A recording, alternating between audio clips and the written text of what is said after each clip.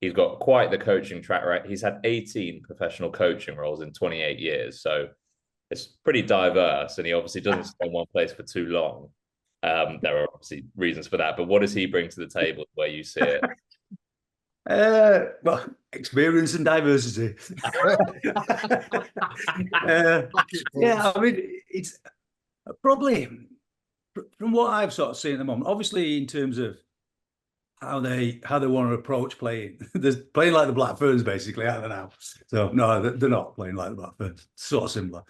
I think he's, and it's, I don't want to sort of try and read his mind as such, but he looks in himself, and I don't know him that much as a coach, and I've never met him, but he looks like he's trying to bring a real freedom of mind to the team, which I know is becoming more and more of a trait in the game, particularly from the women's point of view. I think it's from the men's as well, but from the women's point of view, and they talk a lot about expressing themselves and playing from that point of view, and I think that's what.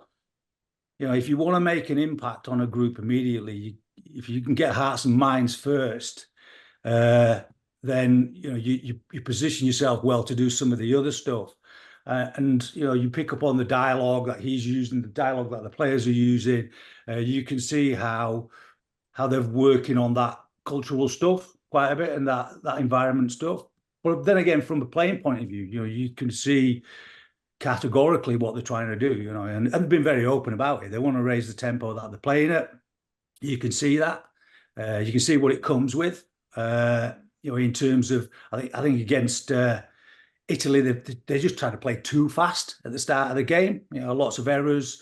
But then you look across this week and you can see, well, the second half against Italy, and then this week how they're just sort of getting the balance a little bit better between control and accuracy, and their error counts come down massively, and they look incredibly threatening. Anywhere on the park, they look like they're ready to go, and it's a type of rugby that is exciting to watch without a shadow of a doubt. How effective it is, we'll see, but. Game plans like that and that type of sort of shift take a little bit of embedding, so you can see that. But they're a threat, aren't they? Anywhere on the field, it feels like they're a threat. The tempo and dynamism thing, Simon, all fits in with Mitchell's background as those of us who worked with him down the years would acknowledge. I mean, I suppose the first most of us ever saw of Mitchell was playing for the Waikato side that smashed the Lions all over the North Island in 93. And if you're talking about teams starting a game quickly, it may be that Waikato side started the game quicker than anyone else in history. But the sides he became associated with in his early spell as a coach, Sale, the England side of the very late 90s, early 2000s, they all played that kind of high tempo, very, very dynamic game. And if you can establish that and cut down the errors, as you say, that's got to be a winning ticket. I mean, some things in rugby don't really change that much, do they? I mean, that's a winning style of rugby if you can get it right. Yeah, absolutely. I mean, there's a number of ways to skin a cat, but I think and a lot of it depends on the personnel you've got.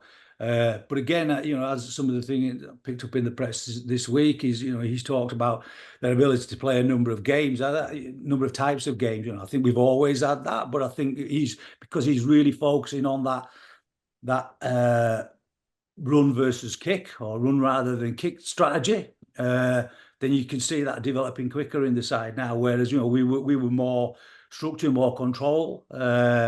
So yeah, you can, but they've got such an abundance of high quality players, not just players, but high quality players who are very adaptable. And I think the girls will really enjoy, the England players will really enjoy playing the type of game that John Mitchell's trying to bring to them. John Mitchell has obviously been head coach in several instances before, and head coach of the New Zealand men's side sticks out here. But in terms of his specialism roles, he's been defence coach a couple of times in the past decade, most notably with England. He's obviously talked about transforming the attack quite a lot, and we've spoken about Felix Jones, and he was obviously South Africa's defence coach, and now he's come in to transform England's defence. What do you make of that sort of coaching fluidity? And do you think Mitchell, being a defence coach and perhaps his expertise more being there, does that sort of impede him slightly in terms of transforming England's attack, or impede the overall process?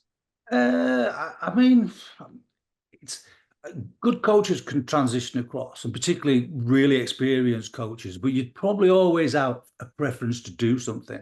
But my background was very much as a defence coach when I was in the Premiership with Leeds. Well, Premiership, then Championship, then Premiership, then Championship with Leeds.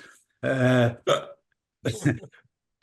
you know, I transitioned across very much into more of an attack coach, and then more of a strategy coach as the head coach role rolled out. And I imagine he's probably in that space at this moment in time. I think he'll really enjoy being here. He's got a lot of experienced players in that group, as well as a lot of young players. He's got a lot of experienced players who will have a lot of influence on how the attack shapes up. And it seems to me, I think there'll be a lot of discussion about how the team want to attack and where they think they can develop specific areas of the game. So I think as his expertise as just a head coach will allow him to sort of tap into all the things he needs to. So the transition from defence to attack, I don't see it being a huge issue for him, to be honest.